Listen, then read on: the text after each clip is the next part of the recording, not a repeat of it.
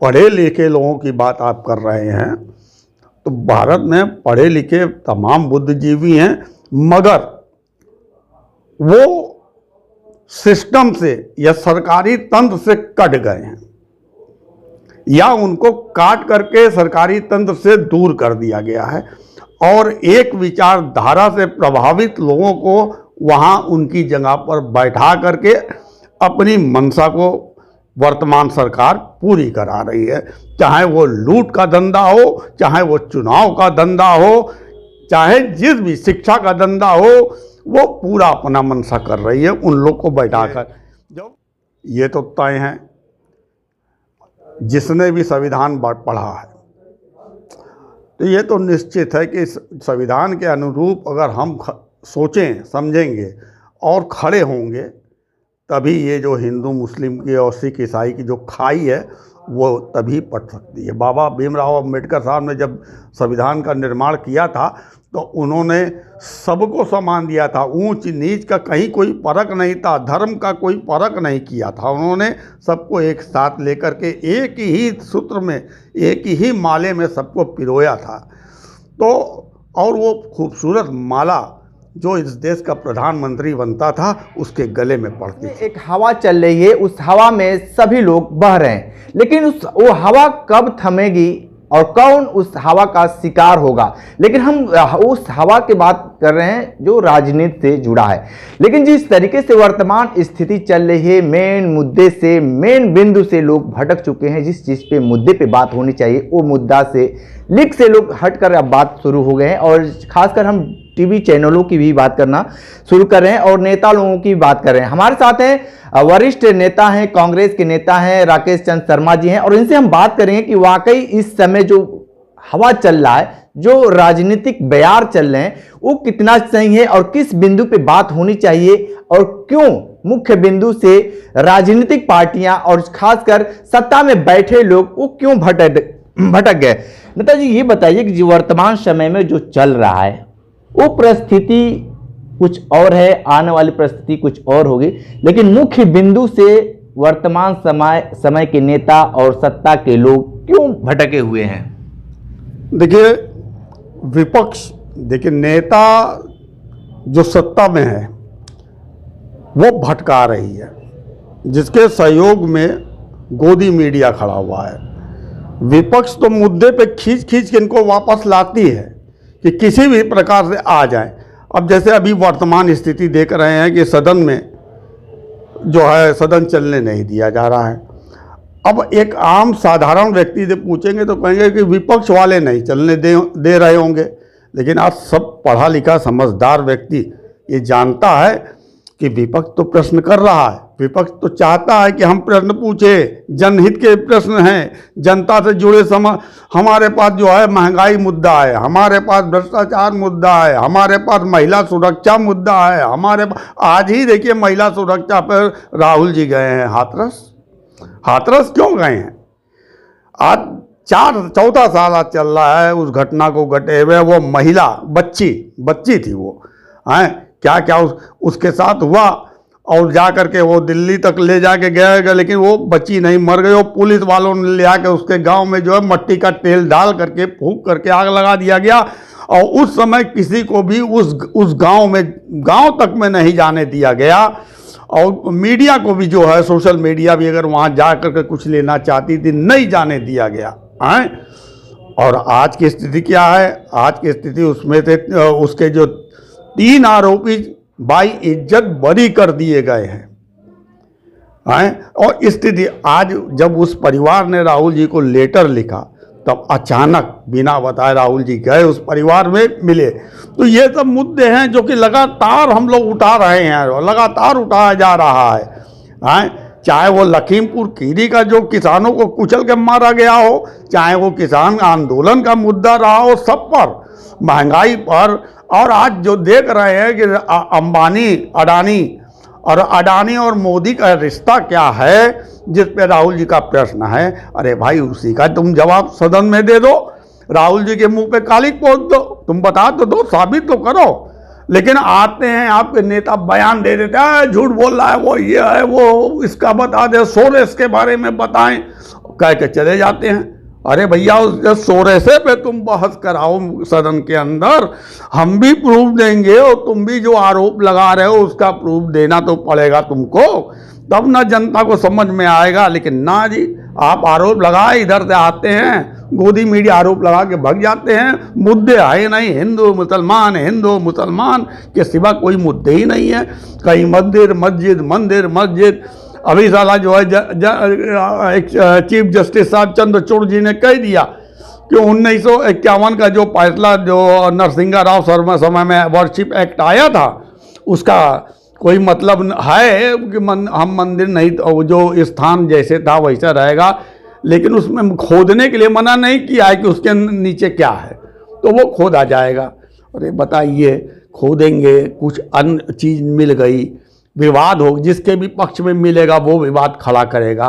एक भारत का CJI इतना बड़ी पोस्ट पर बैठा हुआ व्यक्ति, अगर उसके पास विवेक नहीं है, भारत की एकता और अखंडता को कैसे कायम करना है, कैसे स्थिर रखना है, ये नहीं सोच सकता, तो बताइए वो किस मानसिकता का आदमी CJI बन गया था। ये भारत को सोचने की ज़रूरत है। कैसे कैसे लोग चुनाव आयुक्त बन के बैठे हुए हैं, इतना खुलेआम जो है चुनाव का उल्लंघन होता रहा है, लेकिन हमारे चुनाव आयुक्त एक EVM पर जो मंत्री आता है वो बोल देते हैं, कहीं शायरी कहीं शेर गा देते हैं।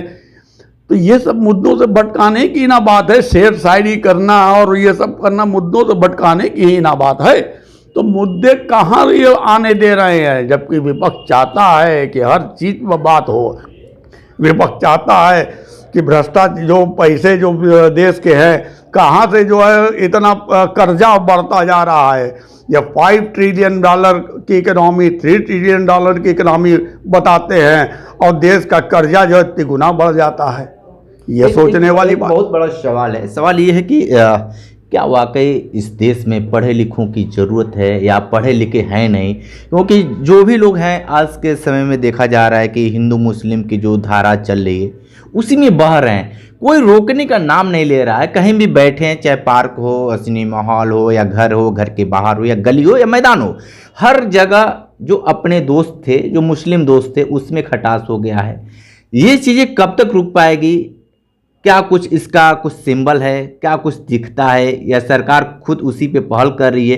किस तरीके का मंशा दिख रहा है भाजपा सरकार को लेकर? देखिए, पहले जब पढ़े लिखे लोगों की बात आप कर रहे हैं, तो भारत में पढ़े लिखे तमाम बुद्धिजीवी हैं, मगर वो सिस्टम से या सरकारी तंत्र से कट गए हैं, या उनको काट करके सरकारी तंत्र से दूर कर दिया गया है, और एक विचारधारा से प्रभावित लोगों को वहाँ उनकी जगह पर बैठा करके अपनी मंशा को वर्तमान सरकार पूरी करा रही है। चाहे वो लूट का धंधा हो, चाहे वो चुनाव का धंधा हो, चाहे जिस भी शिक्षा का धंधा हो, वो पूरा अपना मंशा कर रही है उन लोग को बैठाकर। जब क्या कहते हैं, डायरेक्ट नियुक्ति की बात जब है, जो क्या बोलते हैं, जो डायरेक्ट नियुक्ति जो कर रहे हैं, ये सब क्यों कर रहे हैं?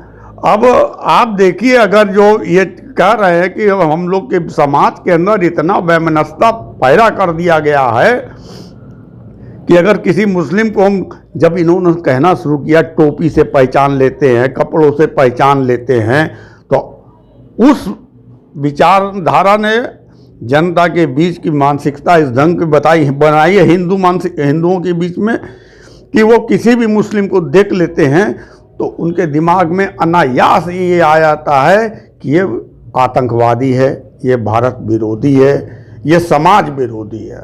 इस ढंग की धारणा ये पैदा करते चले गए। ऐसा नहीं है। और दूसरा, जो हमारे सिस्टम ने, जो चुनावी सिस्टम में लगातार, चाहे वो किसी भी ये इनके प्रकार चुनाव आयुक्त के मार्फत से, चाहे वोटरों को घटा बढ़ा करके, चाहे EVM के मार्फत से चुनाव मशीन में जो है परसेंटेज बढ़ा करके, अंतोगतवा ऐसा, और गोदी मीडिया उसकी जो उन गड़बड़ियों की सार्थकता साबित करता रहा जनता के बीच में कि नहीं नहीं ये तो होना ही था, नहीं नहीं वो तो जनता समझ नहीं पाई और ये हो गया। तो उसने जनता की मानसिकता को तोड़ दिया, कमज़ोर किया। और जब हमारी मानसिकता लड़ने की ख़त्म हो जाती है तब मैं ये स्वीकार लेता हूँ कि समाज के अंदर जो भी चीज़ हो रही है वो सत्य ही होगी। ये स्वीकारता नहीं है कि सत्य है, सत्य ही होगी, ये स्वीकारने लगे, क्योंकि हम मानसिक रूप से टूट चुके होते हैं। इसलिए हाँ, ये बताइए कि जिस तरीके से जो हिंदू मुस्लिम का जो धर्म नियम कानून है कि नहीं हो सकता, बहुत सारे लोग ये कह रहे हैं कि ये जो सरकार आई है मील का पत्थर साबित होगी, काफ़ी दिन चलेगा, तो आप क्या मानते हैं कि कांग्रेस नेता के नाते? देखिए, ये तो तय है, जिसने भी संविधान पढ़ा है तो ये तो निश्चित है कि संविधान के अनुरूप अगर हम सोचें समझेंगे और खड़े होंगे तभी ये जो हिंदू मुस्लिम की और सिख ईसाई की जो खाई है वो तभी पट सकती है। बाबा भीमराव अम्बेडकर साहब ने जब संविधान का निर्माण किया था तो उन्होंने सबको सम्मान दिया था, ऊंच नीच का कहीं कोई फर्क नहीं था, धर्म का कोई फर्क नहीं किया था। उन्होंने सबको एक साथ लेकर के एक ही सूत्र में, एक ही माले में सबको पिरोया था। तो और वो खूबसूरत माला जो इस देश का प्रधानमंत्री बनता था उसके गले में पड़ती थी।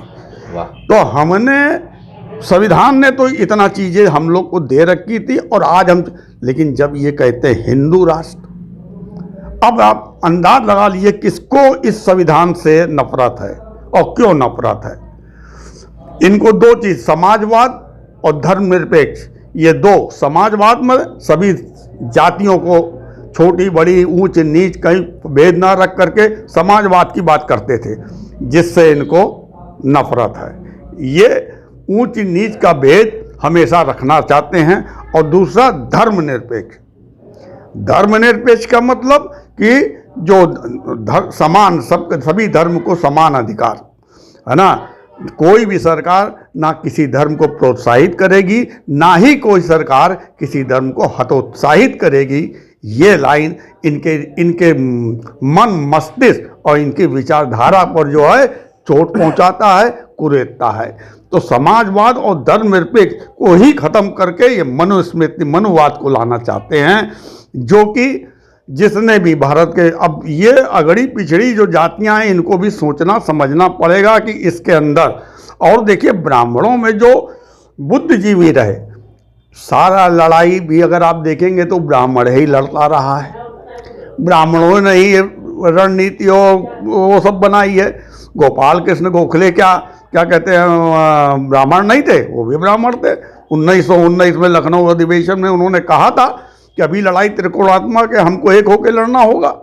वो लेकर के सबको साथ लेके चले और साथ लेके चला गया। उसका परिणाम हमें जो है 1947 में देखने को मिला और 1950 में बाबा साहब अम्बेडकर का मुझे संविधान मिला। और उस संविधान ने जो है भारत के विकास में जो है 4 चांद लगाया। हमारे पास क्या नहीं है, ये जो आज बेच रहे हैं वो सब तो कांग्रेस का ही बनाया हुआ था, नहीं तो था क्या कांग्रेस के पास? सुई भी नहीं बनती थी। अगर दम है किसी भी संघ में बता दे कि नहीं नहीं हमारे फैक्ट्री में सुई बनती थी, बता दे, अपने ही फैक्ट्री को दिखा दे, कभी नहीं बनती थी। तो देखिए, कांग्रेस के नेता राकेश शर्मा ने एक बड़ी चुनौती दे दी है आरएसएस को कि भाई बता दीजिए अगर आपके पास कोई सुई का फैक्ट्री हो तो वही बता दीजिए। लेकिन इन्होंने एक बहुत बड़ी बातें कही है कि आज के समय में संविधान पढ़ना जरूरी है, क्योंकि हर लोग जिस तरीके से आज के युवा एक धर्म को लेकर, जात को लेकर जो हवा में बह रहे हैं, उस पर रोक लगने के लिए बहुत ज़रूरी है कि संविधान पर अंकुश, संविधान पढ़ें और उस पर, संविधान पर खासकर अमल करें। विशेष इंटरव्यू कर रहे थे तो हमारे साथ बने रहे कांडी बनारसी के साथ। हमें दीजिए इजाज़त, नमस्कार।